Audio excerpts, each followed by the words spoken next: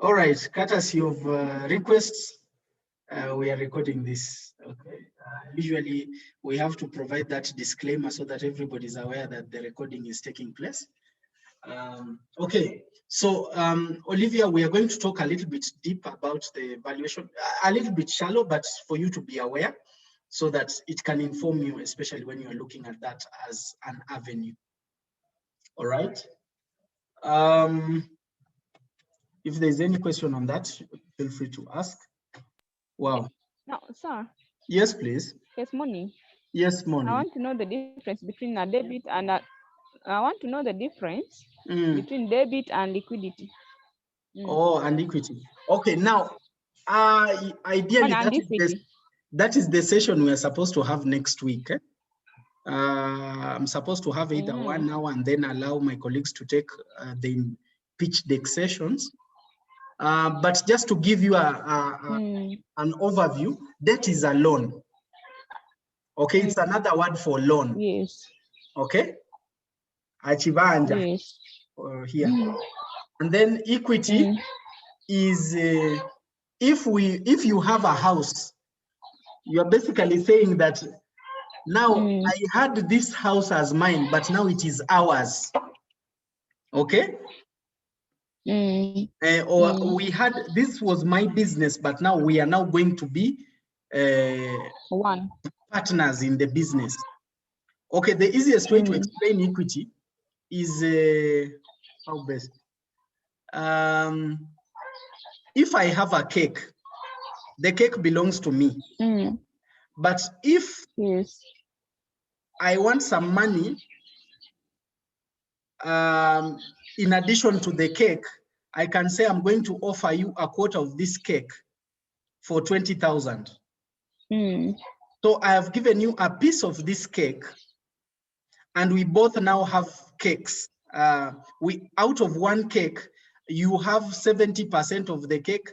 You've given him a piece of 30% of that cake.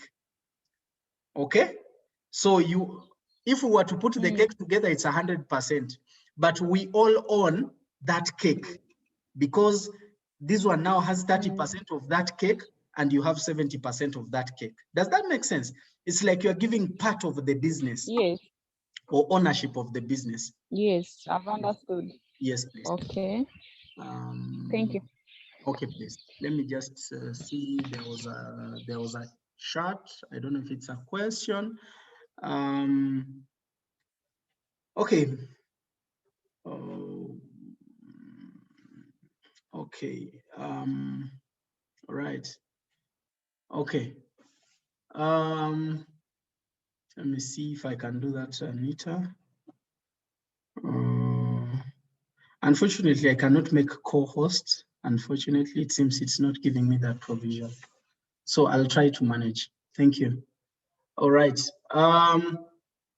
So we are going to review what Joy sent me before I talk a bit about valuation for the benefit of all of you when it comes to requesting money.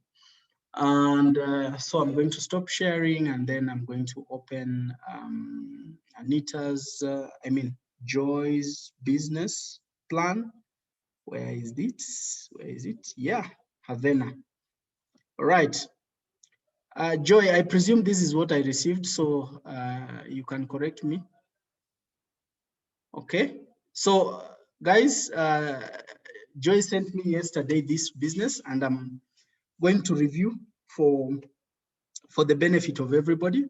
So from the title, it's called Otema Company, the hand that changes people, processes, and systems. Okay. It would be good to have either a logo or a picture here, if that's possible, Joy. Okay, the contact details are okay. The other thing, okay, thank you. The date is very important because that helps us see, okay, when is this information, because sometimes when time passes, some of that information may need to be updated. So it's always very good to have the date, or at least the month at which this was written. Okay, details clearly written here. Okay, TIN, UNBS, trading license. So somebody, yeah. So you've been able to fill this. Executive summary, obviously it's the last one. Okay, so our products are Havana corn soy blend, Havana uji mix, and Havana corn meal. Now, this my first recommendation is, who are you? Are you?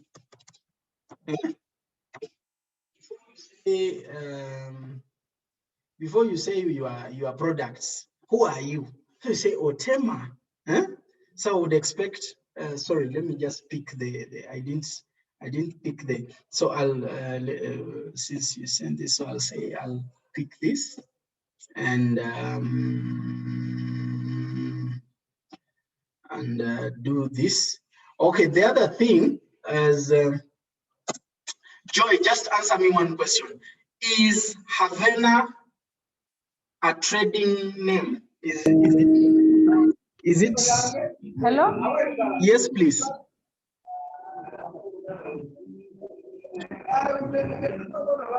Okay. Yeah, okay. Havana is the name of our brand. Okay. So okay, that's fine. Havana is the name of our brand. Yeah. Okay, perfect. And perfect. then I left out who we are in this section. Yes, because I thought it would appear in the executive summary. No. The executive summary has everything, has something of the different sectors. So if you did not mention it anywhere, we don't expect it in the executive summary. Okay. Are we together? So ideally, the executive summary is a summary. Yeah. Okay. Okay. So so you need to have the who you are. So I would presume you said Otema Company is a registered business or has been registered since 2012. It has been registered maybe 2012. I'm just using this as an example. Okay, sorry. Otema Company is an agro processing company limited by shares registered or incorporated, so incorporated, whichever way, incorporated in maybe 2022, or can say August 2022. Okay, it deals in processing and distribution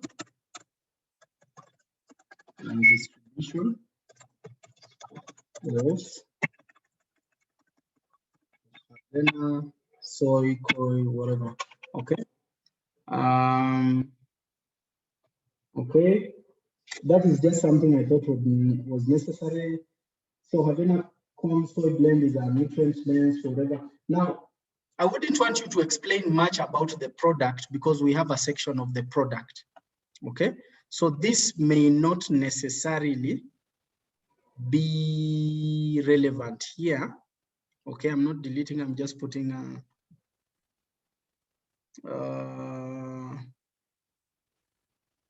okay, so where you are talking so deep about the product and whatever, you can mention it on the product or the benefits, but here we just want to know, okay, what exactly do you do?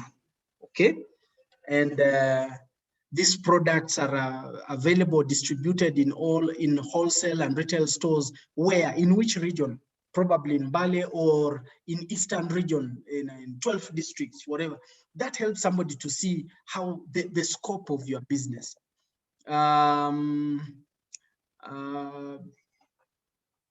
We also partner with community radio. So one, there is something about the product. Once you talk about, okay, these products are in dairy shops, as I said, the region would be critical. Then we we market, you can say we market and partner with the community in promoting the product to ensure nutrition within the community. We started production in 2020. Okay, this should be among the first statements. Okay, we registered in maybe 2019, started production in 2020. We currently produce about 50 tons per week, per month, something like that. Because here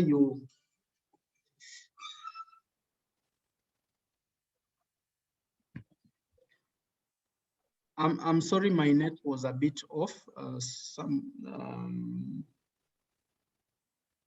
Okay. Okay.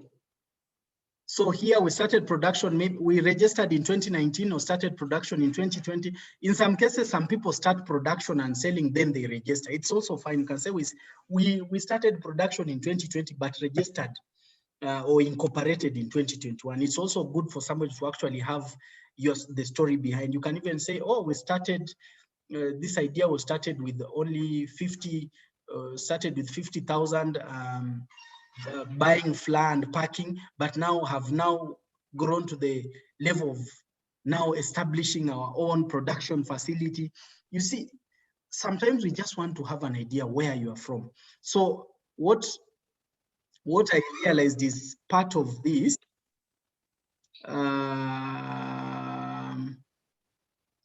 is part of what you call your current status, and your current status is missing. So as in, what are those milestones and achievements? And we really like that. We started in 2019. In this level, we've now been able to grow. You know, some of these things we cannot appreciate if you don't tell us. We can assume you are just the same as somebody who is an investment banker, went to the bank, got money, started a bank. Maybe you struggled so much and you get, that does not mean you struggled, but if you did, or it has been a journey of growth, then it would be good to know, because it highlights the level of competence and resilience of you as an entrepreneur. And that cannot be told by somebody else. You have to at least bring that out. That's why I kept, if you follow the, on the business overview, I asked you about what is your current milestones achievement, the current status. There are some things I wanted you to highlight. All that is not there. Then on the vision, I'm not seeing quantified a SMART goal, okay, to impact lives through fighting hunger and ensuring good nutrition. This is good if it is an NGO, okay, but in business, we want numbers.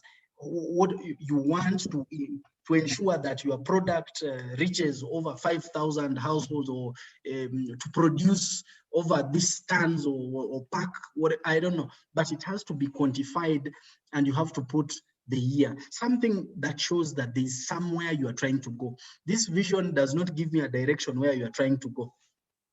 It's almost like giving me sweet words without necessarily saying exactly what you want. Okay? Yes, please. Yeah. Some now, I wanted some, because for me, mine is in a hard copy. Hello? Yes, I can hear you. Please go ahead. Mine is in a hard copy, but I just wanted to read for you my vision for Artco Agro Enterprise.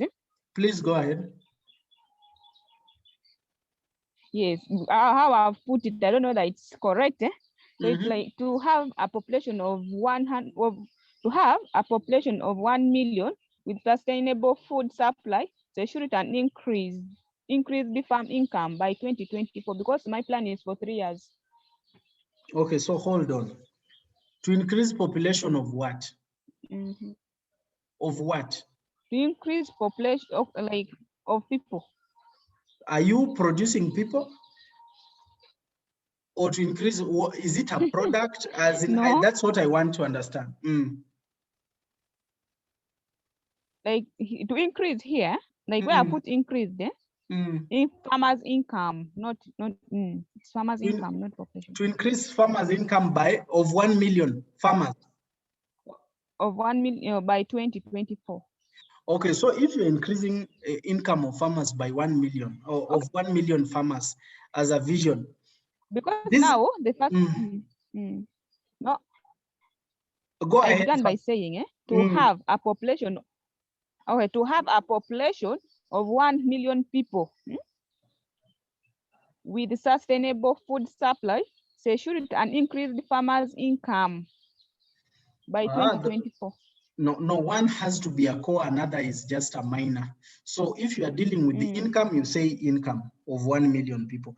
Or if it is a market, then 1 million market for 1 million farmers. Or if it is food for 1 million households in whatever. So one, it has to, what is the geographical scope? That's number one. Two, what that impact, is it, if it is income, are you trying to say you are going to buy? Because it needs to be something that we can easily assess.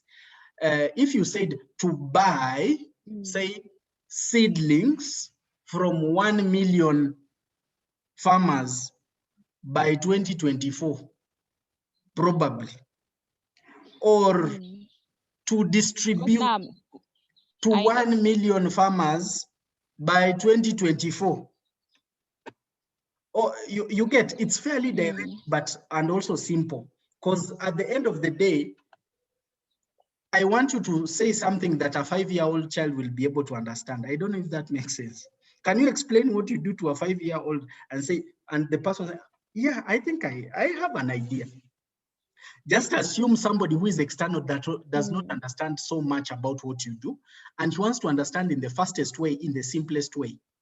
So if you are going to highlight trees or seedlings, then it needs to be very direct.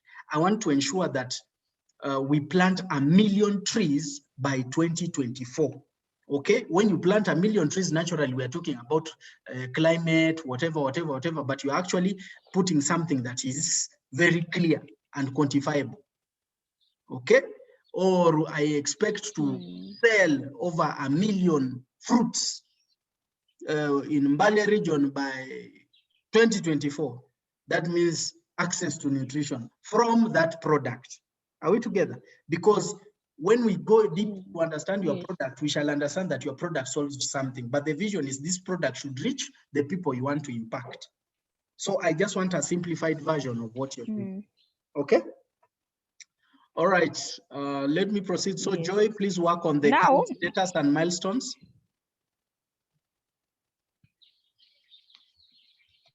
Somebody is asking a question. I was the one who's still asking, because my plan has been on cassava flour and then starch production. I left the issue of seedlings. Okay. That's why I was talking about food. So if it is food, okay, then you say you want to you want to ensure access of your product to 1 million households by 2024, meaning you are trying to ensure that 1 million people are buying your product every year. Okay, now how that would mean when we go to our financials, we shall actually be calculating that you have 1 million customers, and each customer buys probably 10 kilograms or 20 kilograms a year. So what is our expected revenue? We shall say 1 million times 20 kilograms if it is realistic. Does that make sense? Because whatever you say, we can actually trace in your numbers. So be careful about what you put. It has to be very realistic. You don't have to put something that you cannot deliver, because sometimes if you put something too high and an investor puts that as a milestone, it may actually hinder you from actually attracting more money, because they may decide we shall be giving you 20% on each milestone, maybe, depending on need. And you find that you've not achieved a certain milestone, so it does not attract a next batch when it comes to financing. Okay, I hope that helps. Okay. Yes. Okay, market opportunity, let's see. Target, children between 6 months and 5 years.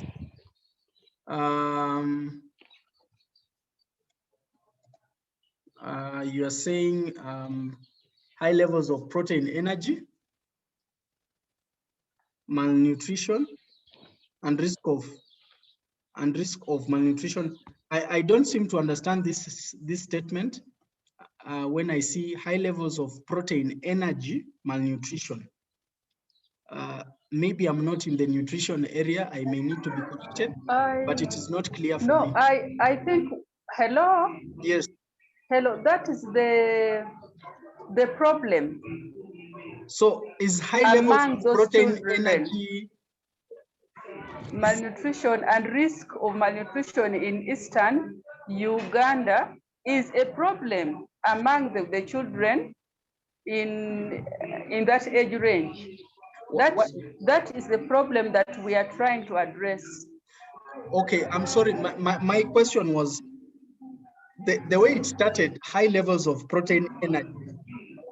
Then I see malnutrition. I just thought high levels of malnutrition in protein deficiency or something would make more sense to me than. Okay. I was almost saying, okay, there's a lot of protein, then there's malnutrition. That is how I got it, but it's corrected. Value proposition. I don't like the word cheap because not whatever you say is cheap may not be cheap to everybody. You can say affordable. Okay, we don't like the word cheap because somebody else's cheap would be somebody else's high cost of things. So just make it affordable, and you can also pack in quantities, in affordable quantities or whatever. ART patients, what does ART mean? Actually, you should put it in full. ART, no, yeah, ART means antiretroviral therapy. Patients who are taking ARVs. So you better put it in positive. Full. Because I assure you, we are not aware of some of the medical names. So just help us by. I almost thought you are selling it to patients who are artists, but now you have clarified. So make it a bit clear for, as I said, a 5-year-old child to understand. And I'd rather you just say either HIV patient or something like that, taking ARVs, so that. But the thing is, make it simple to understand. Just make it as simple to understand as possible. It helps a lot, because some of these people do not either have no idea of medical. All they are looking at is the numbers. Okay, if you say ART patients, how many are they likely to be? If you say pregnant and lactating mothers. So when we look at your revenue, then we expect, okay, the numbers. Remember, we are, as much as you are looking at impact, somebody's looking at the business in the impact. Are we together? So it's very important for him to understand, okay, yes, as much as there is impact, what is the numbers in this impact? Okay. That is just to clarify. Okay, market opportunity seems to be okay. Then what is this? You need to put, what is this? I seem not to understand. This is competitor analysis, but I'm not seeing the title.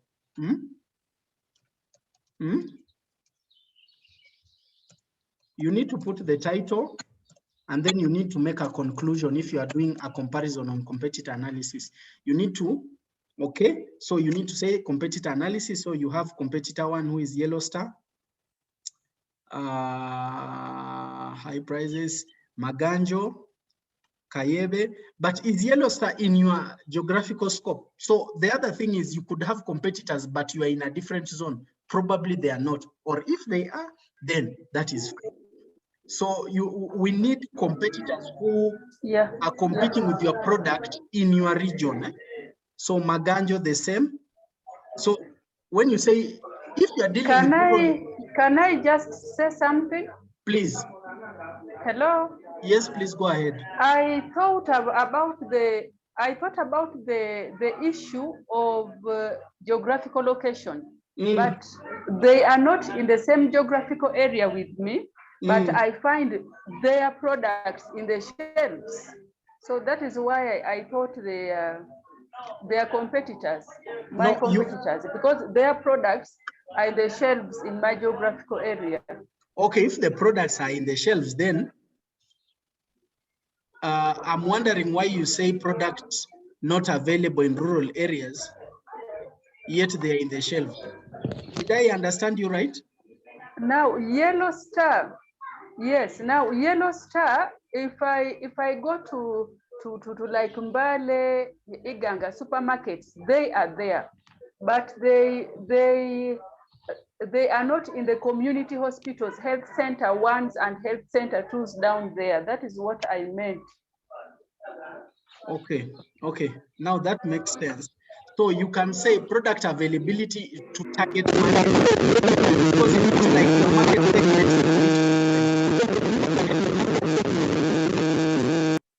Okay. Let me continue. Okay, this so once you compare, we expect you to put a statement of what makes you stand out. What makes you stand out? What makes your product stand out? One, you have talked about. One, it is affordable, it is available in these areas that you're working on. So we expect, once you compare yourself with competitors, then we need you to cement what makes you stand out as a product or brand, for that matter. And product or service. So here, since you do product, then you remove service and say product. Venacon is formulated to meet 50%. Okay, now here I would need you to, because you are doing product and they have different maybe packages and sizes, then I would recommend, there's something I shared on the example yesterday. I would recommend you look at the product examples, because in your case, you have Havana, maybe product 1, Havana, and then they are packaged in different whatevers, and then you are pricing them. We need to have an idea. And then you can even explain now, Havana corn has the following nutrition benefits, or it has 20% calcium, 30%. On product, you speak about the features of the product, the sizes of the product, because that is where somebody actually sees, okay, this is a product that solves a certain problem. Okay. So I would recommend, but please, there's a document we shared yesterday about the examples. Please also review it. It will really help you on this. Key partners and roles, lack of land to farm raw material, local farmers. Okay, lack of own mill, tender food processors. Okay, that is good. Lack of transportation vehicle, Asaka, that is very good. Marketing audience, narrow marketing audience. So you partner, you can say you partner with NGOs, hospitals, and community health clinics and centers. IT and graphic designing and redesigns, packaging needs, Quality Plastics Limited. Perfect, this looks good.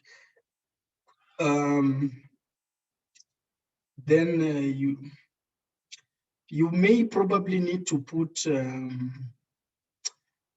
okay, since you're working on a product that has a quality or Q, it would be good for you to mention if the product has been tested, is in the process of being tested, or you've been visited and UNBS has recommended, or you've partnered with Food Technology Incubator, UNBS or whatever, because chances are, especially for products, usually the question of quality. So either you can say you've made efforts or you are in touch or wherever, because it shows that you're actually confident about the quality of your product, not just selling, but there is something about the quality bit on the products section. The market, children between ages, okay, they are over 2 million. Okay, market size, you can as well say the region, so you can say Eastern region or in whatever, over 2 million in Eastern region, and you're targeting 200 in this region. I mean 200,000 ART patients, about 350 out of 3 million, 3.5. Pregnant and lactating mothers, you're targeting about 1.5. Government and other humanitarian actors, about 400. Now, the one thing, we have only one government, and humanitarian actors are organizations, so I don't think they are over 400,000. but I stand to be corrected, because I know even in URASB, the registered companies that are active they're less than 4 million. Actually, they're about 2 million. So I don't think in the region you have so many actors. I would think they are probably less than 200. So you may need to pay attention to that. My recommendation is these numbers seem too big, and because you're working on a product that maybe is frequently consumed per month or per year. If you looked at the example of financial tree, I would be asking, okay, if you are targeting Roy, who is a parent, for example, how many times will Roy buy in a year? Probably 10 times. Which quantities will Roy be buying? So if you look at that, compared with what you can produce, how many Roys do you need? Okay, they may be different Roys, but chances are, does it correlate with your production capacity? Because you may say you are targeting 5 million people and your production is actually 500,000 tons. Okay, so these are things that they come simply, but they have a lot of implication. Okay, there's nothing bad with you saying, you know what, I'm just targeting 200 people. For me, one person consumes 100 kilograms. If I just have 200, I'm okay. I'll give you an example. We have a platform we are phasing in to support entrepreneurs, and ideally the plan is to have some of you actually who have smartphones and have computers have access, because we shall be sharing opportunities and whatever. Do you know how many people we are targeting just initially? Not more than 500. Why? It's just to first improve the experience, because to us that's, and 500, if you look at the value of 500, I'll show you how Facebook values a person. A person caters, anybody who is in Facebook is valued at about $150. Do you know that? Just to give you an idea. So sometimes it's really not how big the numbers are, but the value of the person in what and the scope of what you do. Okay, and the numbers will actually reflect on your revenue. So keep that in mind. Implementation roadmap 2020-2021. Acquisition of more 10 acres of land for the business. Now that will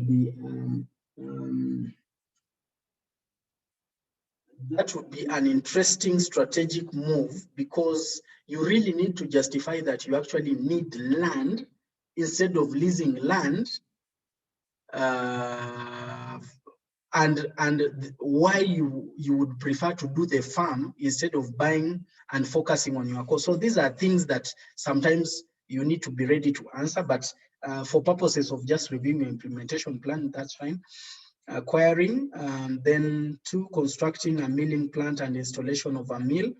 Depending on your current production capacity, unless your current production partner or you're overwhelmed or the demand is too high that the revenue justifies the need of putting a milling plant, you may as well just increase first the production capacity and then justify. So these are also, but I intend to discuss about this in the next slides.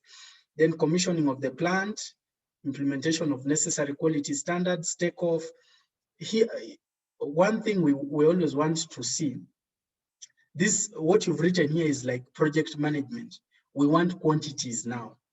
When you say commissioning of the plant, we don't really care about commissioning of the plant. What we want in 2022, 2023, what quantities will you be producing? If you are producing 100 now, you can say, okay, now increased production capacity by 200% or by 300. Now we shall be milling this number. We expect things that we can measure, because an implementation, you know, we've simplified this, but if we were using typical project management tools, we would actually go into, okay, a Gantt chart, we would go into, okay, let's look at specific milestones. You construct, you've bought, you've set up, you've started the production.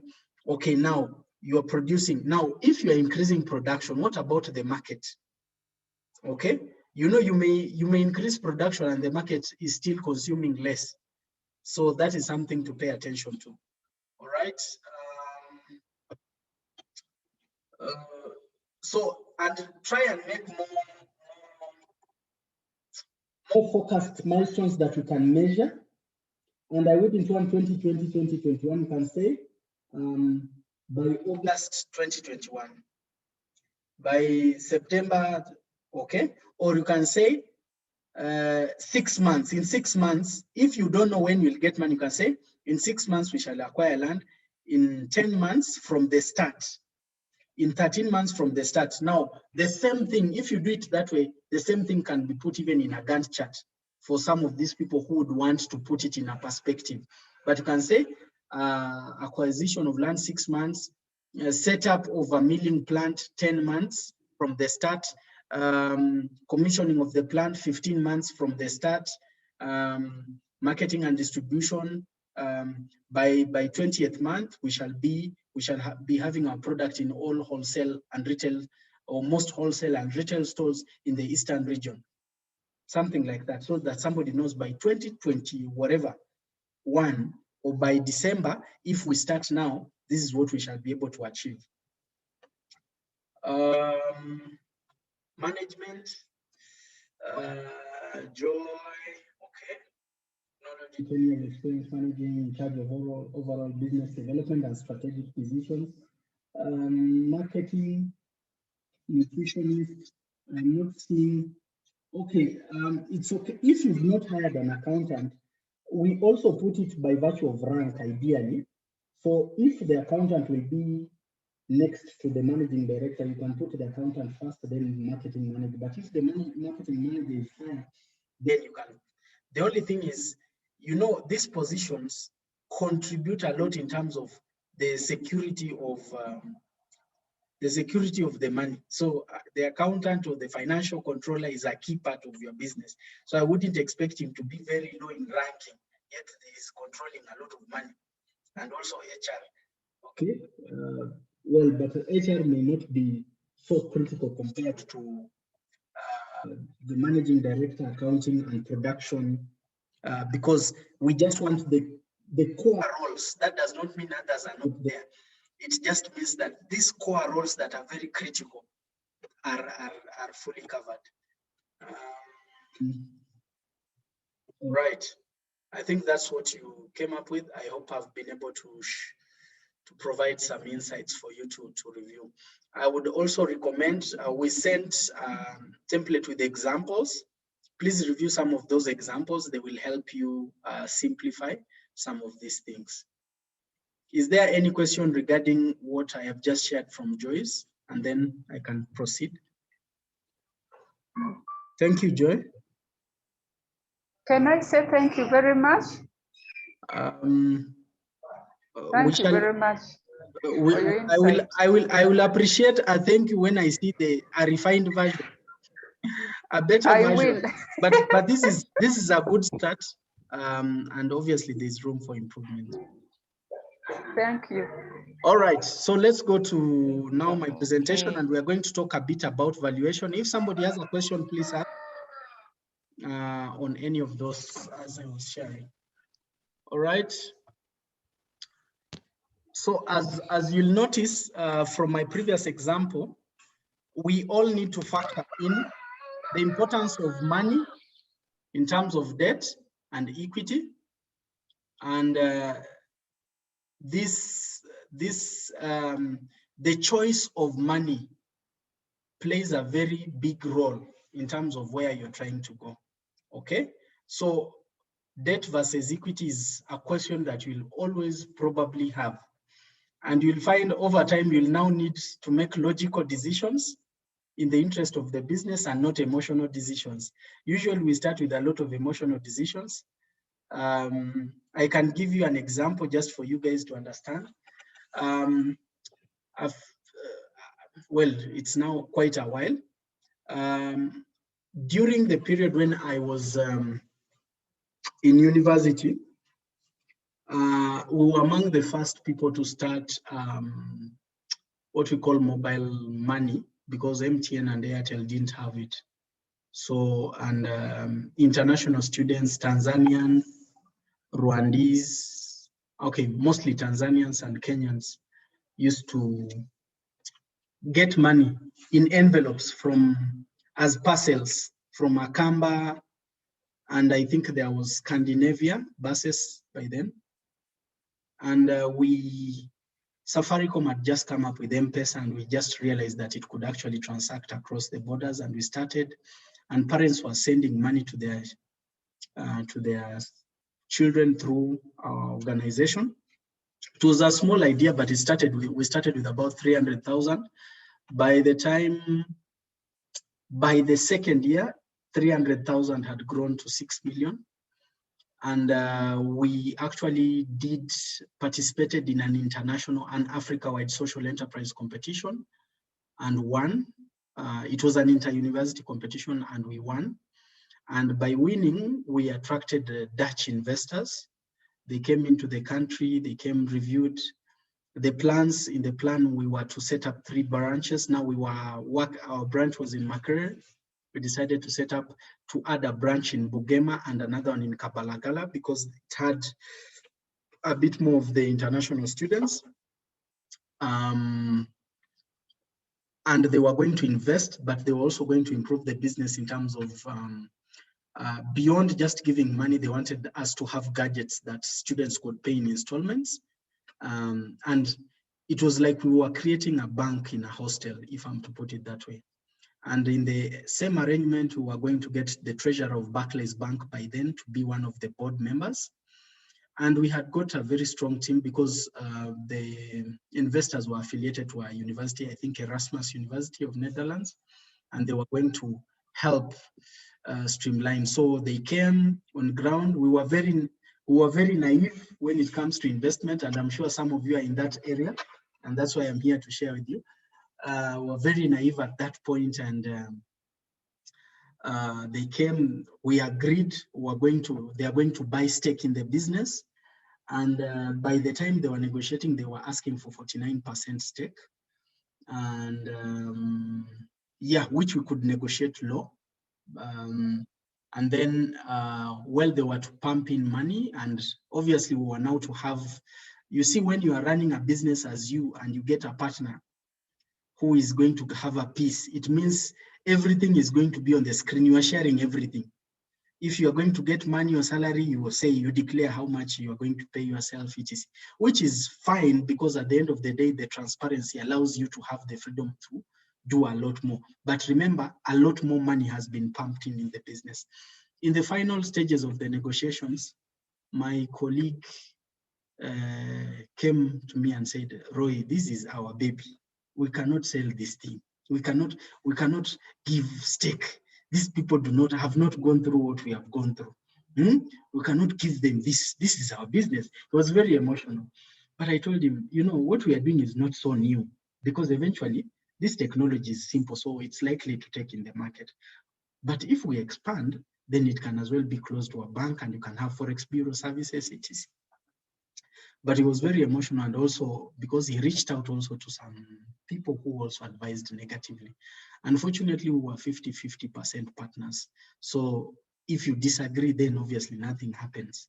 So at the end after the investors had spent about 2-3 weeks, my partner said, no, let's keep it as is. Let's proceed with what we are doing.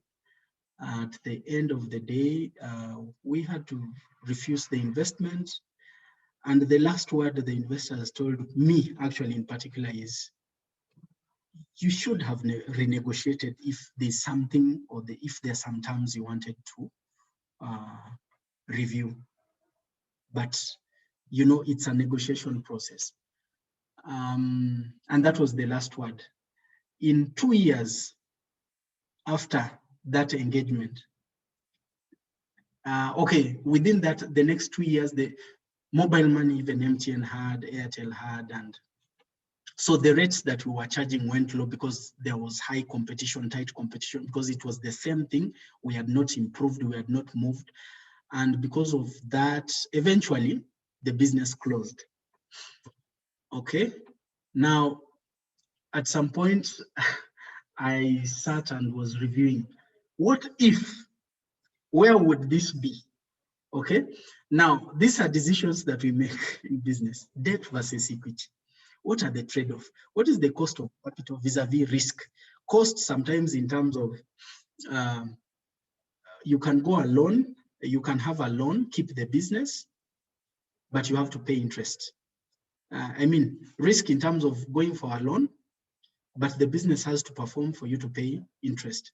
But you may have a business which needs time and it is risky, and the best way is just to give a stake away so that you have more money to actually do your research and development, hire competent people and develop it. Now, these are decisions that business people make every day. And many a time we are very emotional, obviously from the cultural context. I've invested my life here. I have researched everything. I've done, this is an art we've done. These people cannot just come and, so these are things that happen, and you'll come to realize that in a way, it also affects most entrepreneurs negatively because it denies them chance to actually be, or for the business to be what they could be, especially if they could actually review and see how they could be. So I thought it was wise for me just to share for you to understand, okay, on equity, which many entrepreneurs are usually very emotional about. Okay. Okay, so I'm going to talk a bit about valuation. I think just to answer Olivia was asking, okay, I've invested in my business 50 million. And I'm going to ask for equity, and somebody says, I'm giving you 10 million and I want 30%. What justifies the 30%? And yet I've invested probably even 100 million. So we are going to review and answer and try to understand, okay, how do we, or how do, in business terms, how do people look at businesses? So, and that bit in terms of valuing, especially for people who will say, I would want 100 million and give you 20% of my business. I would want 500 million and I give you 40% of my business. How does that come about? So there are three approaches that are standardly used to value businesses. The first one is market approach. I will talk a bit about it. The second one is cost approach, and the third one is income approach. Now, they are also applied differently depending on what business somebody is doing. Okay, and I'll try and highlight that in the next slide.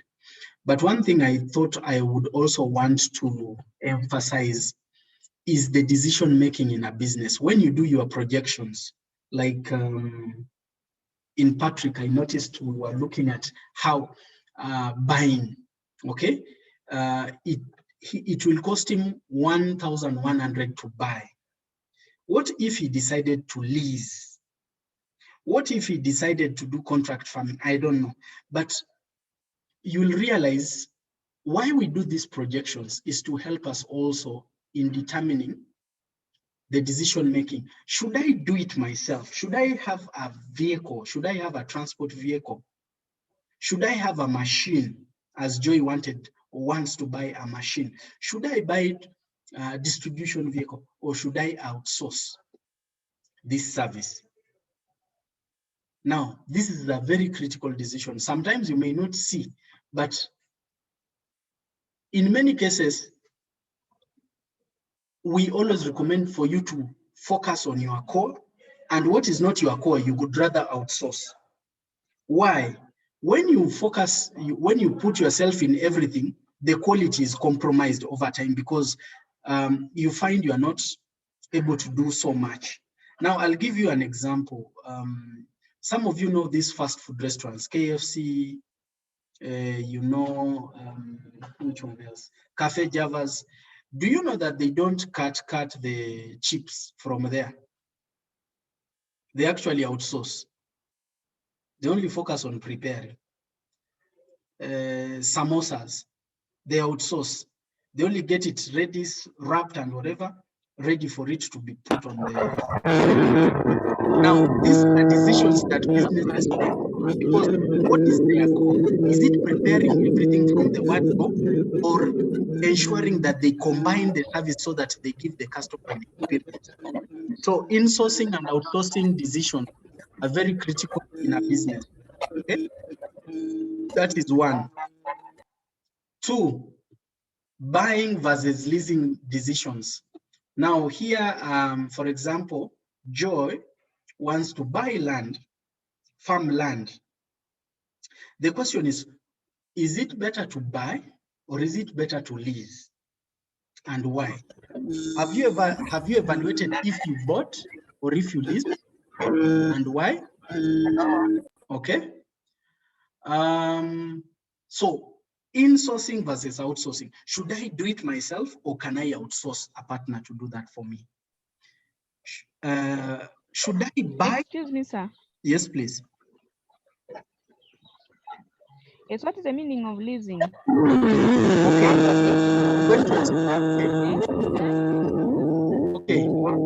Leasing. Okay, I'm going to explain. Leasing is like, instead of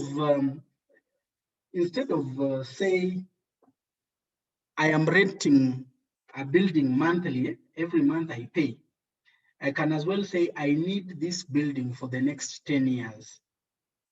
Okay? And we negotiate a price. That's what banks do. They come to a building that has been constructed and they say, you know what, we want to lease this place. We want to lease this place. So because we want to lease this place, I would want, because we want to lease this place, we want it for 10 years. The reason why many do leasing decisions is because it is a strategic decision. If you intend to set up a school, renovate, make everything nice and whatever, it is better to either lease or buy than rent. Why? You may start and eventually the landlord comes and says, now the rent has changed, or now I want to do A, B, C, D. So leasing is like a long-term kind of renting. But it is important, especially if you are going to put or invest a lot more. You've seen the government giving investors land.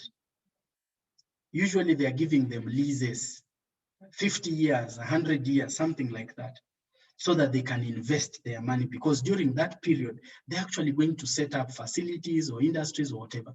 That is a leasing decision. Okay. I'll give you an example. I've worked with an entrepreneur and he's amazing. He's still amazing. Actually, currently, even I think the State House recently visited, they want to give him resources, but also UN and whatever. Now, this entrepreneur, we saw where he was operating was small. It was like a 2-block building and he was doing a lot and he had a lot of potential. So we recommended, you know what, there is this opportunity. Actually, somebody came to us and recommended, you know what, we had this school, which currently we are not using, and daddy tried to put chicken and the business has not also worked, would like to lease it. If you have any entrepreneurs who will be willing. So this entrepreneur also loved the place, went, reviewed the place, and then they signed an agreement. And I kept on emphasizing that he needs to have a lease kind of agreement. For some reason, they didn't agree, but the entrepreneur decided to still move and still be paying rent. Now, 2.5 years down the road, people started appreciating the place so much. Why? The head of Africa Development Bank, the UN country director, so many dignitaries, when they come from Entebbe, were actually moving to that place to actually check what this gentleman is doing. So many top had visited the place. The guy had improved the place, he had made toilets, he had really renovated the place. And now here the landlord comes and says, you know what, you need to move out in 6 months. Now, as an entrepreneur, you see that is a very difficult thing to be. But if it was a leasing decision where you've agreed 10 years, and in 10 years you'll be probably in a very good position to even have acquired a place and set up, then that makes sense. But if you put it under renting, then that becomes a problem. So buying versus leasing decision, because you'll find that in leasing, you'll find you can even acquire a very big land or a very big building probably at a very small cost, because you're not necessarily owning, but you've agreed on a very long-term kind of payment decision. You can even say, we are agreeing 10 years, but I'm going to pay 1 year or 6 months. Okay, and then there's a new structure that we are also recommending entrepreneurs. You can actually lease, but in the process of leasing, you can have negotiated, if you wanted to buy, how much it would be, so that as you pay the leasing fee, you can decide and convert it into a lease to own. So you can be leasing and you're actually buying off the property. Okay, so that is also another business approach that you can use. But you'll find that leasing is a cheaper way of securing and focusing the investment on the core.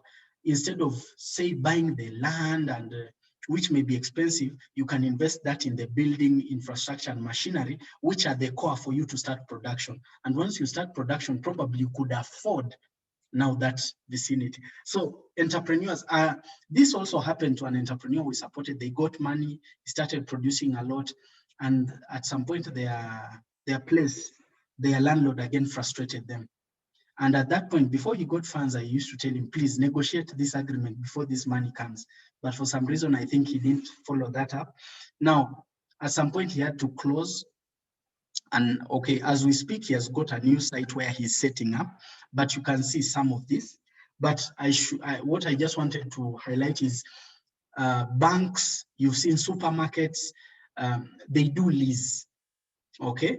And usually landlords call them anchor partners, okay? Because they take the place for very long, okay? Something of that sort. And then another decision you'll find is, should you invest or should you acquire? Now, let me give you an example. Let me try to use any of your examples. Joy is doing, she's doing soya. Now, I will assume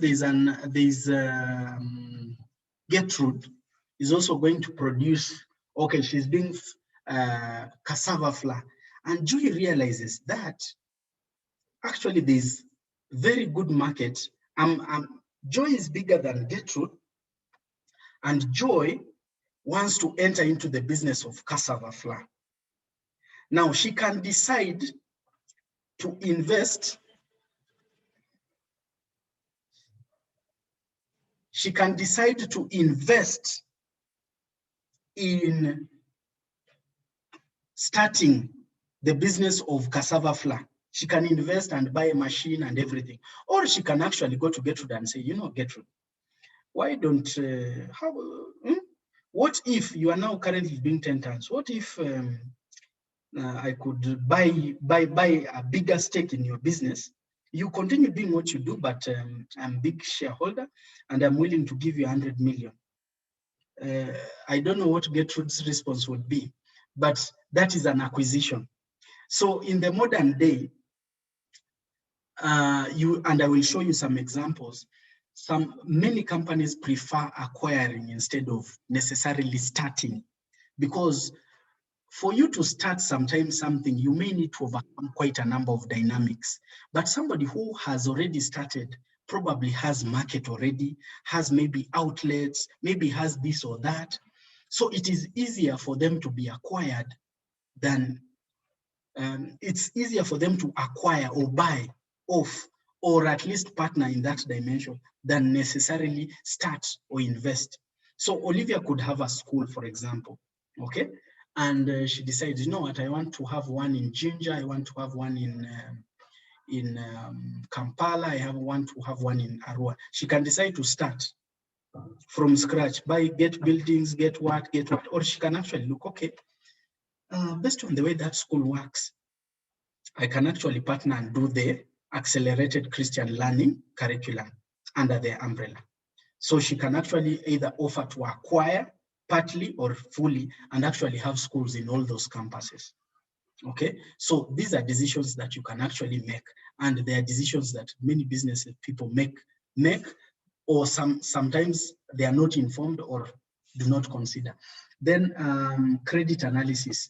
Now you'll find, depending on, you remember the amount of money or the amount of capital you need determines your credit worthiness. So we can be able to evaluate, okay, based on how your business is performing, vis-a-vis the amount of money you need, how much debt or how much loan can you accommodate? If you cannot accommodate the amount equivalent to the total amount of money you need, maybe you can as well consider having or giving out a stake of your business. Okay, so these computations that we were doing yesterday, the financials, help us make certain decisions. You'll find maybe the cost of production is high because you are buying, you are spending on distribution, using your own distribution vehicle. Maybe you could hire a transport and logistics company to distribute for you, because maybe you may not need the vehicle every day. Maybe you need twice a week. If you need a vehicle twice a week, do you need to buy, or can you just lease and negotiate a good rate? So these are decisions that we make. Okay, so I'm going back to discuss on the valuation, just for us to be able to. Is there a question? Roy, yes, please. Roy, I wanted to say something about outsourcing and then insourcing. Yeah, usually UNBS does not allow you to do outsourcing unless, like maybe Javas, you have different branches. Like now in their case, they need their chips all cut in the same way, and yet they have many branches. So they usually have one center where all their chips is being chopped from. But now in a case like what mine, if I wanted to like outsource a mill, they would not certify me, because all my processes must be in the same premises. So I would really be comfortable outsourcing milling services, but I am threatened by that fact that they will not certify my product. Let me give you. So how do I handle that? Let me give you a good example. There are so many products which are certified and they are not necessarily producing them. Should I give you some examples? Let's start. All you are saying is, if you outsource to an uncertified service provider, if you are doing products, probably that. Yeah. But if you are outsourcing to a certified provider, okay, like for example, recently one of the entrepreneurs, actually, he's just told me today that he's selling that premises. An entrepreneur had a milling facility. He was making baby porridge flour. And he got, I think, an opportunity to move his facility elsewhere. So he was selling his warehouse and production facility. Okay, now this production facility, he says, has already been certified by UNBS because his products were certified. Okay, now the person who is coming there can easily pick based on that certification. Or if you decided, say he was still producing from there, you could outsource because his product is certified, but you could repackage.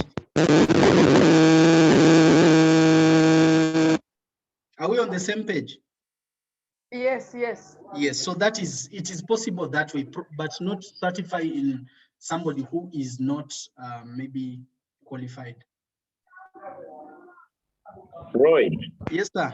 Does UNBS certify the production mill or the product? Sorry? I thought UNBS certified the product, not the production house. Also the space, the workspace. Yes. Yes, they certify the product, but they factor the workspace. Okay. Yes.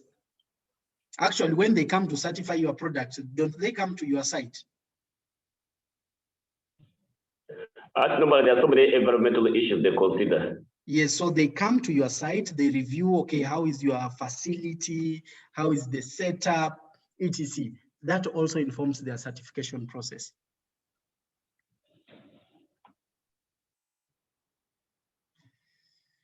Okay. Can I ask another question? Please go ahead. Another personal question, because now the level I am at, I would want to like involve several other people who can do the work better. I know that I would be growing, but I still don't have money to pay them. I need the people, but I cannot afford it. So I don't know, what do I do? What do I do in this kind of whatever situation? Now, that's why I said, do you insource or outsource? Okay, for example, if I decide to outsource distribution of my products, you have products and you need a distributor, okay? I can decide for each product. Okay, I can say I'm doing a selling and distribution. So this person is going to manage my distribution arm. For me, I will just produce. Okay? So I may start producing and saying for each product that we sell, okay, for me, I want 5,000. Okay, in the market is 8,000. That 3,000 is yours. Okay, so I am giving you this first consignment, start distributing. Wouldn't you have already paid them?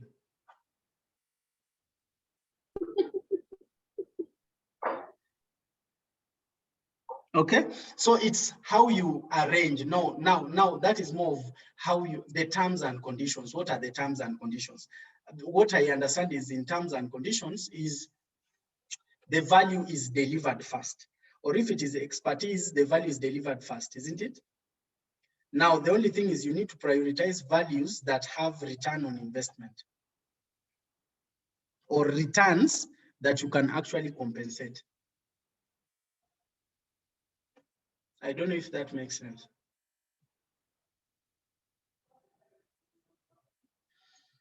All right. So I'm going to talk about and explain a bit about these valuations, and you'll be able to understand how we look at this. So I'll start with the cost, which is common. It's very common. And here we look at the replacement cost of the asset. So Olivia told me, was saying, I've invested 50 million. So you've invested the 50 million in what? Okay, so if you bought land, if you bought a building, if you bought a certain asset, we shall look at the cost. And if it depreciates, we shall also look at the replacement. So we shall look at the replacement cost of that asset. Okay, and that determines the value. So for example, if I'm going to buy a vehicle, okay, or to sell a vehicle, the value will be based on the replacement cost of the asset. Okay, so the cost approach simply looks at, if I were to buy, how much would it be? If I was to buy a new one, okay, if it is an asset. But if it is maybe land, we shall look at the current valuation, that is cost.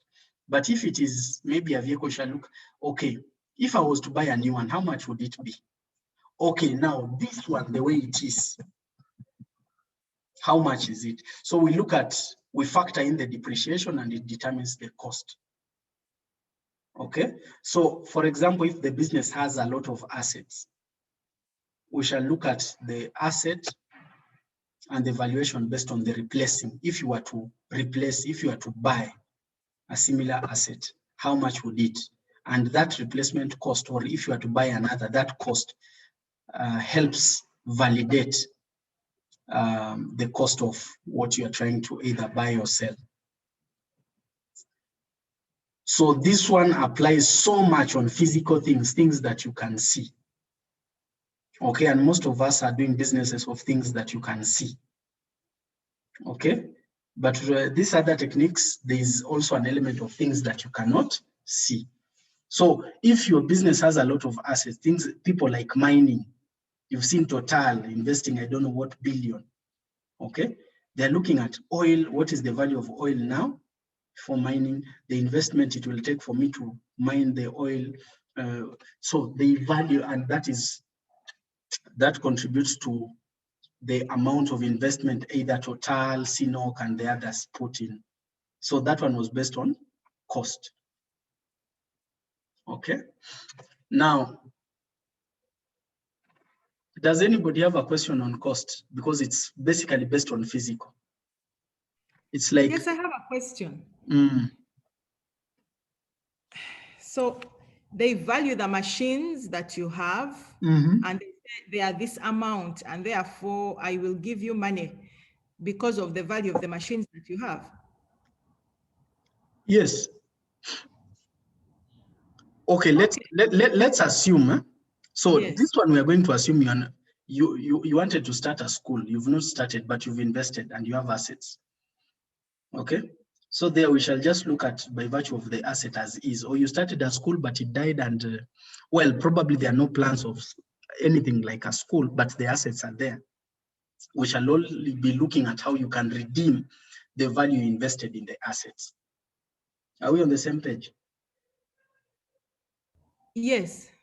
It's almost equivalent to when you see companies liquidating, the term of like a company failed to work and now they are closing. Where will they go to? They will go to just the assets. Oh, it has the vehicles, it had machines. Okay, this machine, it cannot be used. Maybe we shall sell it to scrap. How much would it be? So that is cost approach. We just look at the fair assessment, fair value of the asset. You don't look at how much this company was making. Or does it depend on the like where this company is at this time, that by the time you're taking it on, it's maybe at liquidation stage and is not making income? Is that what it's based on? Because definitely the value of things that the person has, the assets, but there's also income that they are making and every other thing that any other company has. So they still have a lot more than just the equipment. So as long as if it is generating income, then there is another asset, okay? But here, we're looking at the existing assets. So if it is generating, the other factors we can factor in. And we are going to talk about those in these other examples. All right. Okay, but cost approach, and many people always feel like crying because you may have invested, as maybe Olivia put it, you may have invested 50 million, 100 million, but the assets are worth 10 million and maybe the business died. Probably the maximum they can give is 8 million. Yeah, but as at that time, if the person actually you're engaging is not even involved in that business, then that's how far they can look at it. Okay, so sometimes, but it applies so much if it is purely asset based. But now, if you've run the business or you're running a business and it is innovative, it is generating money, you have numbers, you have clients, we can see the money moving into the account and whatever. Now we can use either of these two approaches, okay? The market approach and the income approach.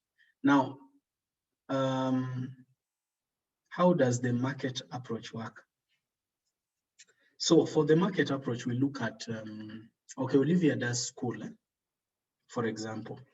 Now you do education, okay? Depending on how you are running or the strategy, you see, with investment, valuation is not just about how it is, it's also about where it is going, the plans, because we look at the past and then focus on where is it trying to go based on its current strategies. So we will look at the market, in stock market of either South Africa, US. So we always have market data. So us as experts, we always have market data of similar performing companies. So we look at a similar performing company or a similar company, bigger version, and then look at your current income, either in terms of profit or profit before you remove your depreciation. We call it EBITDA or EBIT, or your current book value or assets in your balance sheet. And now, based on that information, we multiply an average of similar companies in the stock. And now that becomes a fair assessment of the value of your business. Okay, we call that the market approach. Now I'll give you an example down for you to just see how the market approach works. Now it is used very much when a company is really growing and it has the potential of going into the stock market. Okay, and usually every company should really desire to either reach that level or to attract a private equity partner, people who want your product to be probably across either continents or whatever, because there you'll find the value really translates very highly. So the market approach looks at market data, and using that market data, it is computed with the current performance of the business. So if it is profit, we shall look at your earnings per share, or your earnings or your income, and multiply by the industry ratio. There is a ratio that is usually put in the market. So we shall compare that, and that becomes your market value. We call that the market value of Dons International is $2 million or 100 million based on the market approach. Any question? Who does these computations? Because now this one is very technical. Somebody can just, because I have no idea how, the investor, we might not have, the entrepreneur might not have an idea. I'm going to give you, I'll try and show you guys an example of a valuation document, so that just for purposes of curiosity, but usually there's a simpler way we shall do this. So I just want you to understand first which approaches exist. Okay, then there is the income approach. So in income approach, we look at your cash flows.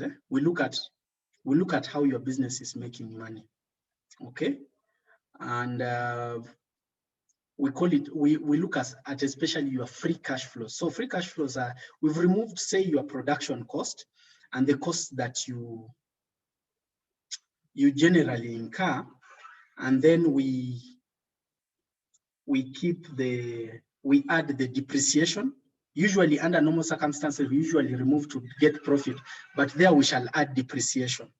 Okay, and because technically we don't remove the money of depreciation, but in a profit and loss, we always put depreciation as an expense. So in income approach, we add that. So now that amount of money you have, we always look at, if we projected ahead, if this year you are making, say, 10 million, next year you'll make maybe 15, the other year 20, the other year 30. So we shall look at, today is year 0. Year 1, what is the value of 15 today? Then year 2, what is the value of 20,000 today? Then year 3, what is the value of 30,000 today? Okay, and then we add what we call, I'm forgetting the name. Now, when we combine that, basically the income approach looks at the time value of money. Like the concept is, money today is better than money in the future. So the valuation is, today, what you will make in the future is less by value today, because it's not here today, but it's in the future. So the income approach looks at that and gives you a figure. Okay, I'll probably show an example of a valuation document, but it's usually not something that the entrepreneurs do. Usually they get experts. You can reach out to Imuka, there are audit firms which can help you do that, depending on where you are, if you want to negotiate, or you are negotiating and you need to have an idea of how. But if we also look at just your business performance, we can easily tell. Now, to summarize, or to ignore so many technical things, for Olivia, who was saying, hey, now this market approach, where are the numbers?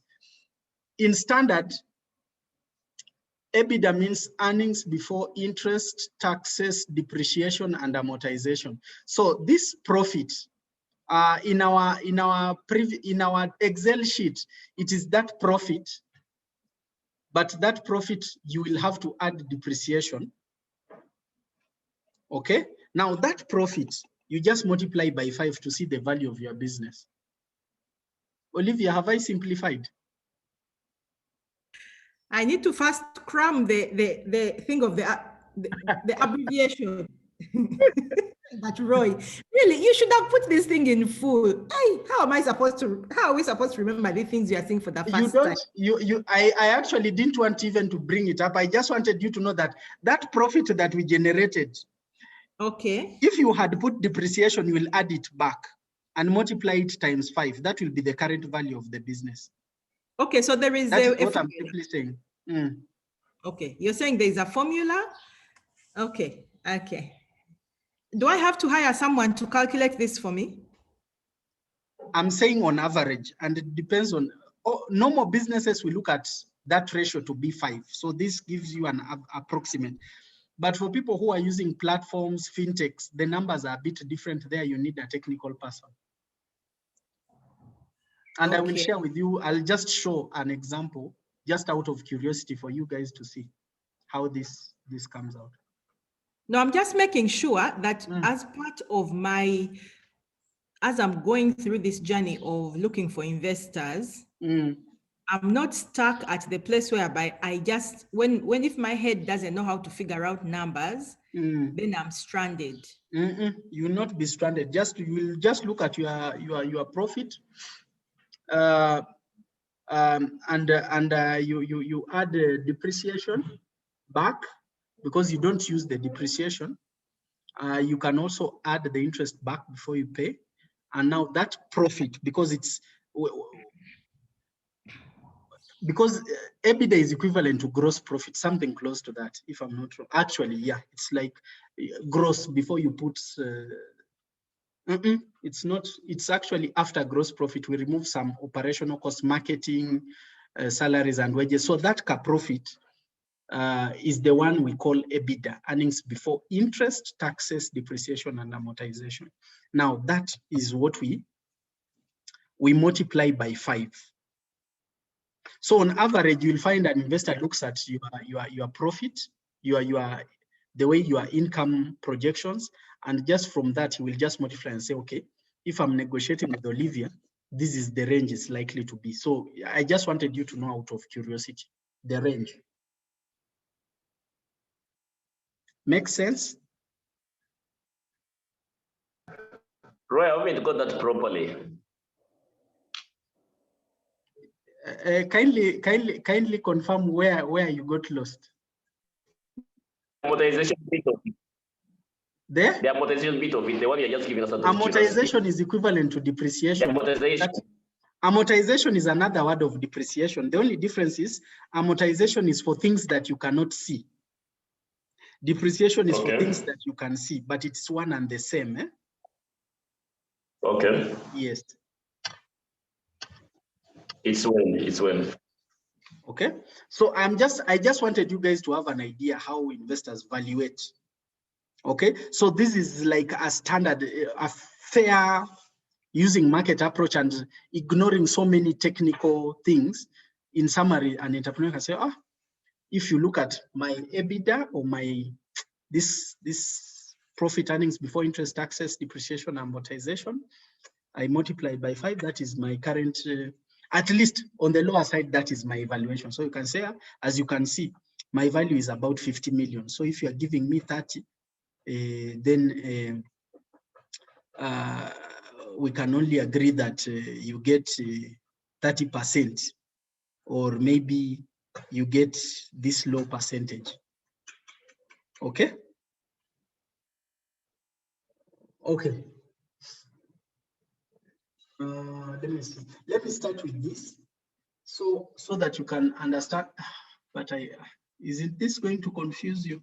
Okay, let me try and explain, because we want you guys to look ahead. So this is the story of Microsoft. Now, for you who are entrepreneurs, I want you to understand the bigger picture. This is the story of Microsoft. In 1986, Bill Gates and his friend, I'm forgetting the name, were running Microsoft.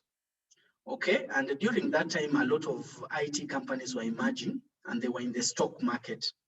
Okay, Now, here I just want you to see how the market value, this is market approach, comes in. So the company was just making, I think, about $1 million, and he was earning, Bill Gates himself, he was earning, they say he was worth $300,000. But remember, Bill Gates at some point was the richest man in billions. So he was making about $300,000 a year as him. And the company was about probably a few millions. But investors recommended that he should take his company to the stock market, okay?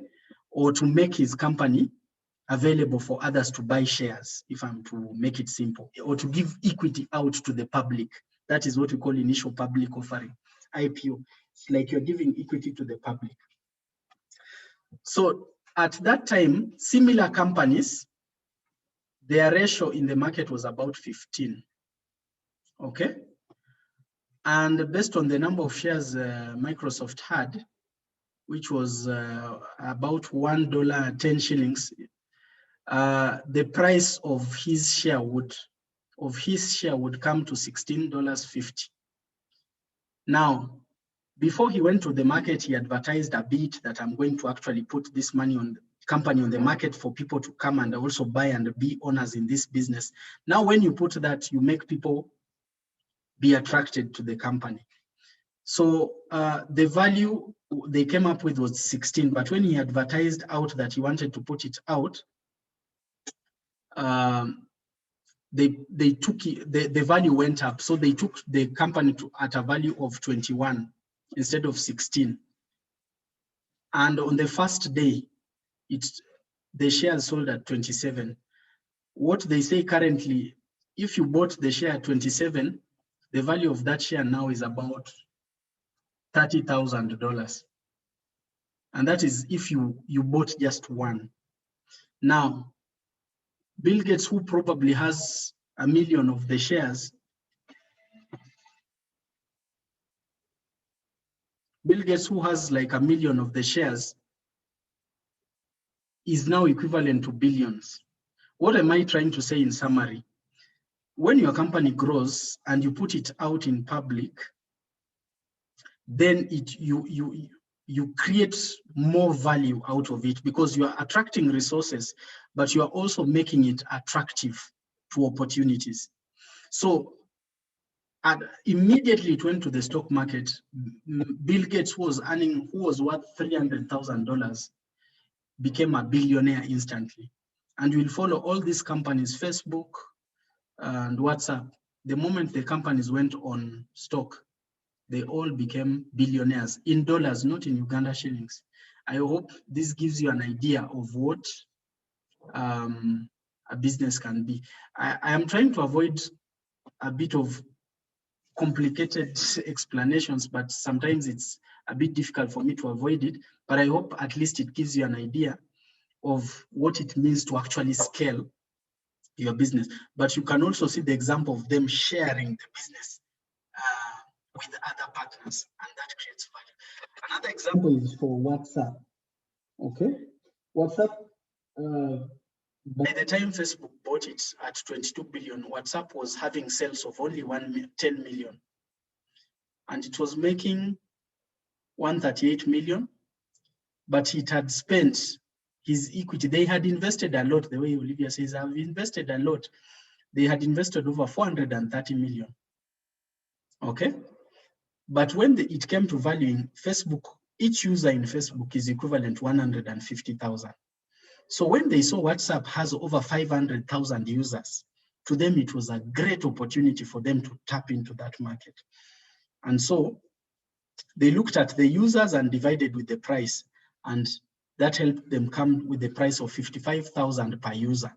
That was the value they valued and paid WhatsApp $22 billion. Now, what does that tell you? You can have a unique idea, but sometimes it's now ready to go into the bigger market. And sometimes you need to open up. You can sell 80%, remain with the 10, but that 80% is worth that amount. I'm sure the owners of WhatsApp are very happy.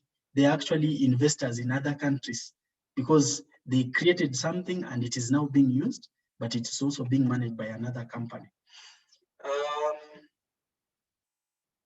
I don't know if you have any questions with regards to valuation, but I just wanted you to have an idea that in valuation, if you have only assets and there's no business in it, we shall just look at the asset as it is, and that is the cost approach. But if you are making or generating income, we can look at the income and compare with the numbers in the market and come up with the value. So the market approach, as I said, average, you can look at your profit and multiply by 5 and get the value, or we can look at the income approach. It applies so much on people who have a lot of cash flows, but they don't have assets. The cash flow is good, but you don't see anything. So you can also use the income approach to value. Let me see if I can just show you an example of a company we helped in valuation.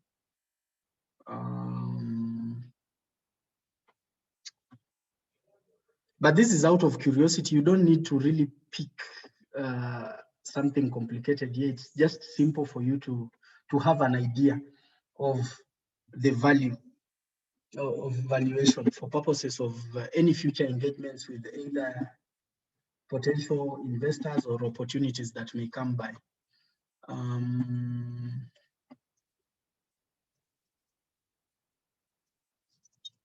Where is it?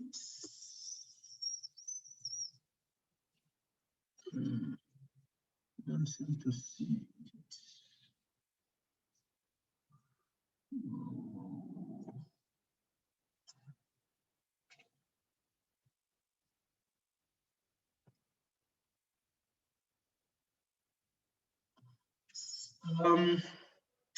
I'll try to get an example and I'll probably just share in one of those sessions, but it's not something very essential for now because we're still understanding on the aspect of basics, and I don't want to make it so complicated, but just keep in mind that there are 3 avenues in which these are the commonest, but there are others, but these are the commonest in which are used to evaluate a company or an organization. The other thing, or the other principle that I think I picked up from yesterday was if you become open to such opportunities, you are just seeing how, for example, WhatsApp opened up its doors and sold itself to Facebook, and that was the value. But WhatsApp is now global. Same to Microsoft, it opened itself. It's now a global organization and company. And from 1986, the value of what he had, his value was 16, but the value has grown to 30,000. So if you are a company, you are registered, you have 1,000 shares or 100 shares, and your value is at 16 now, and your value grows by 30,000, isn't that something you'd want to see? And mind you, you are not even running because it has now experts and everything. Okay, so that is something I wanted us to keep in mind. Just to summarize on impact, we shared, you noticed that there are SDG goals, and all you needed was to pick which SDG you are doing, and you can explain why you are handling that SDG. So for example, Joy, there's something about poverty and malnutrition, and maybe something to do with hunger when you talk about malnutrition. If your food is cheap and has nutrition, you can say you are handling that. If any of you is in affordable clean energy, you can also put that. Yeah, so here you just pick, and I think on the examples, we brought that example quite well. On executive summary, it just brings summaries of the different areas that you had put. So I'm not going to talk about that so much because I gave you an example on that business areas example. Questions, questions, questions, questions.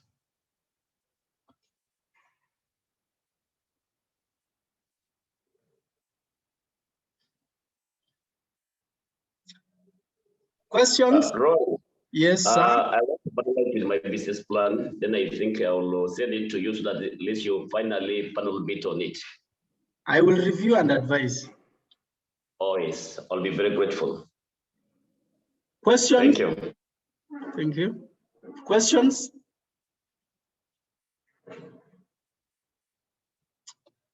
All right. The reason why I wanted to highlight some of these companies, and there are so many others, I think you've seen.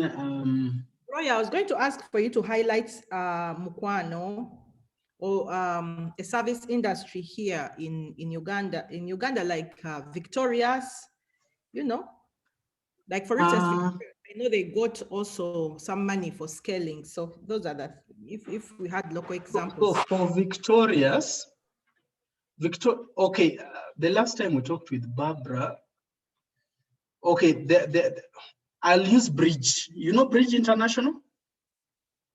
At some point, the government of Uganda stopped them because they had a new model where they were using containers to make classes cheap, affordable. So, for example, Bridge International, they realized a very smart model of having schools low but affordable, where they could provide literally everything. So they got investors, and because the investors were impact investors on education, and Bridge actually got resources, because the first time I saw Bridge, it was in Kenya, but Bridge got funds to expand, I think, in the region, and they were expanding very, very fast. Okay, so this is a situation where somebody had an idea of ensuring that education is accessible. Now you can as well have your school. I said, you know, this idea is applicable.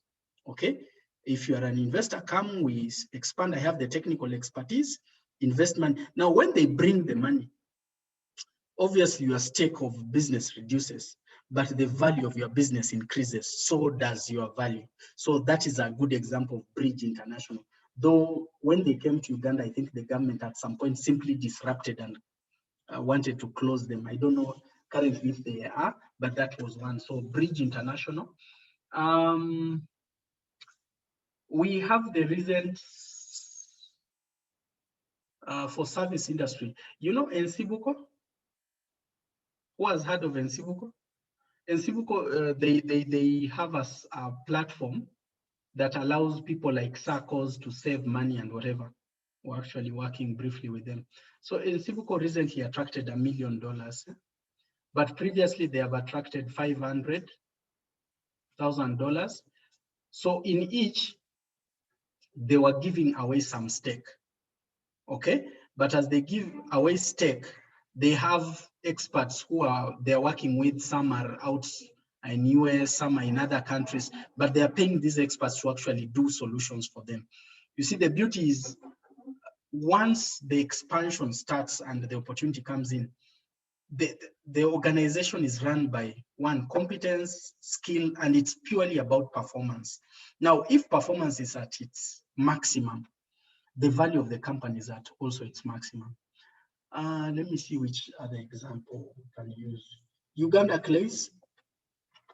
Okay, I'm going to use the Uganda Clays. At some point, the value was really going high.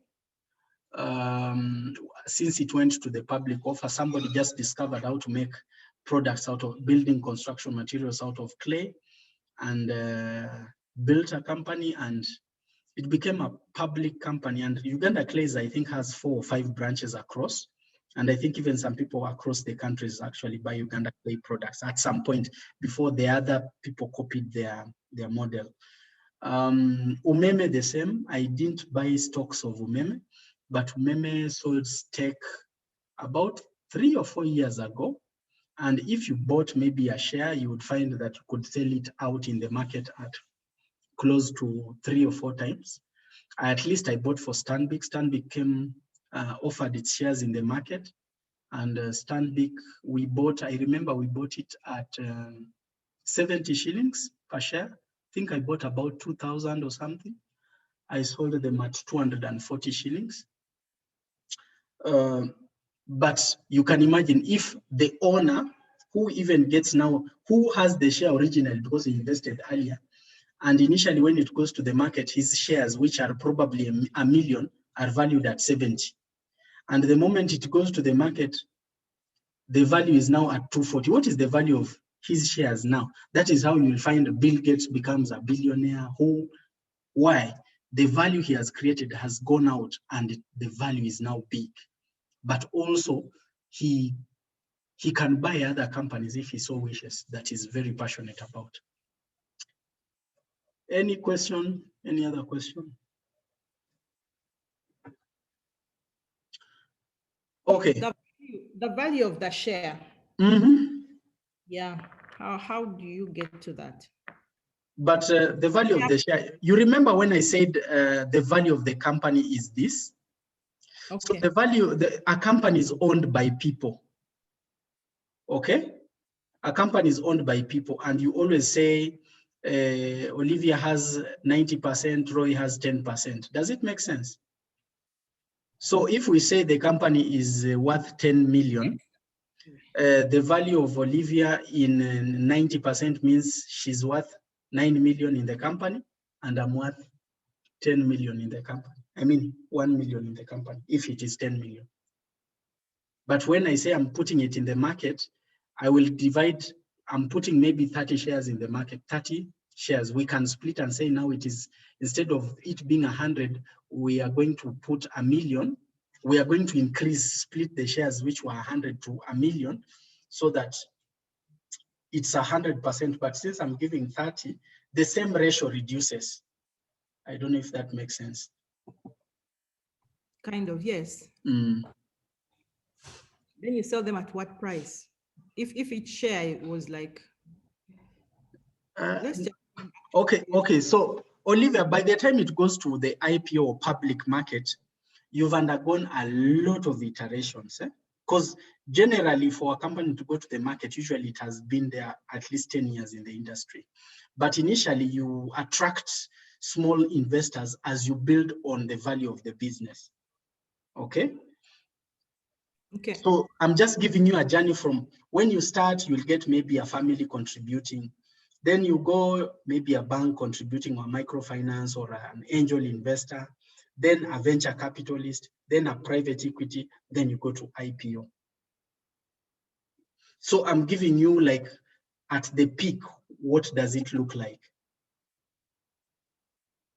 So as much as it's usually a bit emotional, I just wanted to point out that this principle is actually in the Bible. And probably that marks my last. Yesterday, I told you one of the instructions God gave us is God bless them and said, be fruitful. Now, most of us look at it in terms of children, but actually in business, being fruitful means you need to expand. You need to ensure that you are productive to serve. And the more you serve, people pay because you serve. So if you're doing school education as a service, people pay you for that service. And just to extend the same principle in Matthew 12:33, make a tree good and its fruit will be good. Make a tree bad and its fruit. So it's still the same subject, fruit. Okay. Now in John, we are seeing Jesus says he's the vine, and a tree that bears no fruit is cut, but the one that bears fruit is pruned. So that explains some of the challenges you face in your businesses, but sometimes you have to be pruned. And now here in John, you're saying, very truly I tell you, unless a kernel of wheat falls on the ground and dies, it remains only a single seed. But if it dies, it produces many seeds. Now, where does a seed come from? So symbolically, you are a seed. You have to innovate. You have to grow and become fruitful and produce more fruits, which produce more seeds, and you multiply. So I just wanted to emphasize that most of these people lose part of it. They sacrifice a bit of what they own. And in the process of sacrificing, they're actually multiplying their service, or they're actually distributing the service further. Okay? And this is a principle for every, ideally, it is available. It's just that as an entrepreneur, it's a principle that you can look at. Actually, you have the capacity to innovate your idea beyond Mbale, beyond, Uganda, beyond. If it is actually good, the question is, do you see it to be that valuable? And that question is up to you. So, but generally we start small. That's why you're saying beginnings may be humble, but prosperous, depending on where you're trying to go. And all of you have special ideas. That's why the ideas cannot be hidden if you actually make them available. And if you have something unique, everybody wants anything that is unique. That's why you're saying nations will come to your light and kings to the brightness of your dawn. Isn't everybody using WhatsApp? But it was initially where? In US. Facebook you're using, initially it was in US. But they got resources and they expanded, and now it's like a household product. So some of these principles are actually there. It's really up to us to decide, okay, do I believe that this can actually go further than where I have had or I have been? You can actually have a very good mixture. The same way, something as simple as chicken and chips is the same model has come from US. Now you have it here as KFC. They have over 3,000 branches across the world. Okay, so it's not how complicated. Sometimes it's a simple. I think you've seen the most recent story of COVID-X. There's this professor in Barara who developed a product, and it seems people who have COVID have actually recovered, even those guys who are worse. And people are buying from him 3,000 and selling to Frieka Pharmacy at 10,000, and Frieka was selling it out at 80,000, and people were lining up to buy it at 80,000. That is what we call a fruit. I hope I've given you some insights. Thank you very much. If there is anything, feel free to, but you can type on chat in case there's any feedback, but I think we are good to go.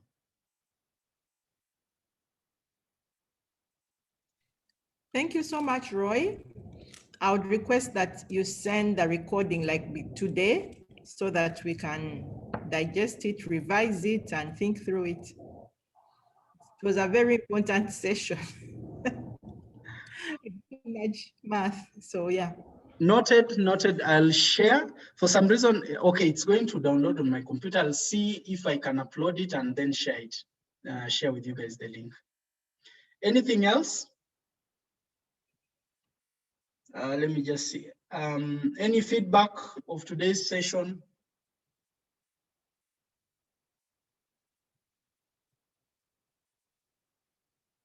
All right, I didn't hear some people speaking today. I hope they are okay. For some reason, I always go to Tadeo. Tadeo, are you okay? Yoko, Anita? I'm okay today's session. Yeah? Yeah, I'm okay. All right, Gertrude, are you okay? Do you see that you can take your cassava flour to Brazil?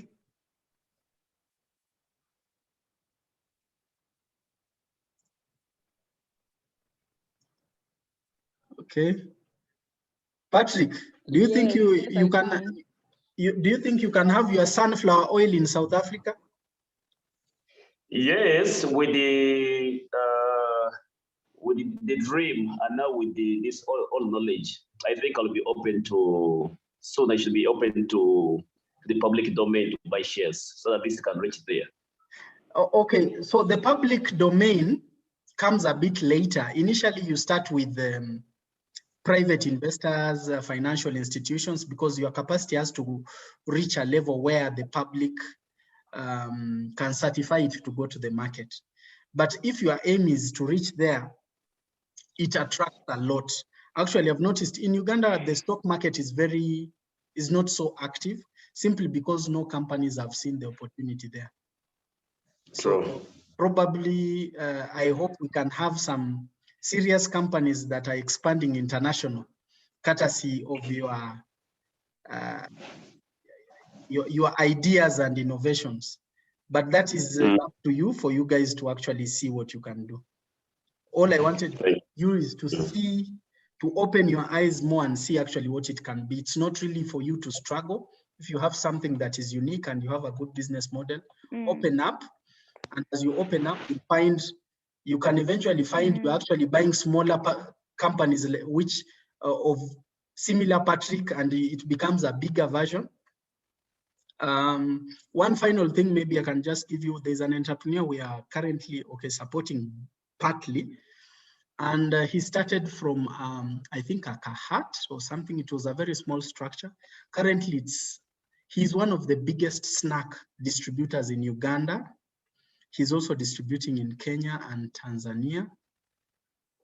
Currently, you cannot imagine how many investors are begging to give him money. Now, that is what I call he's now fruitful. Now, I was telling him, you now need to multiply.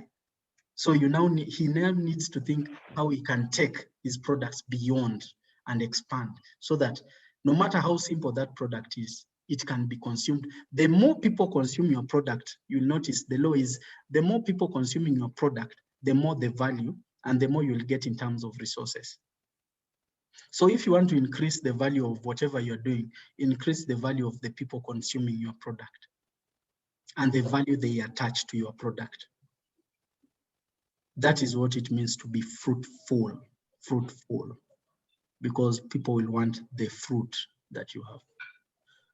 All right, thank you very much. And next week we shall be, I would like to see what you've come up with, all of you, preferably before close of Monday, because I'm keen to see how much money you will now want to request from investors.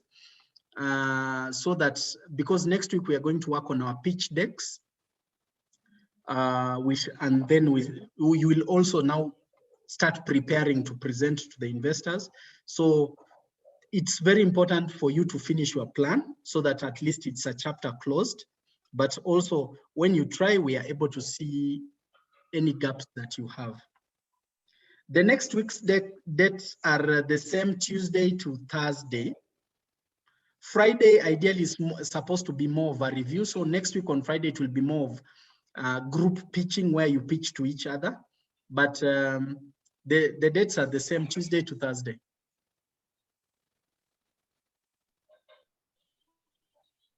And then next week, we shall understand more about financial instruments, equity, debt, what other financial avenues exist, and how you can navigate your financial needs.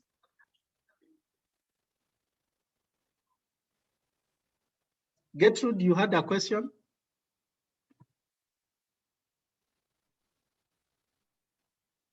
See, okay. I've even forgotten what I was going to ask. Maybe it has answered itself. Yes. All right. Please have a great one. We shall let me first work upon, then I will. Yeah, I would encourage all of you, practice, use it as an opportunity to practice. I'm sure you are now experts. You can also advise fellow entrepreneurs. I expect you to also advise others. Okay, thank you very much. Have a blessed one. Mm. Okay. Thank you.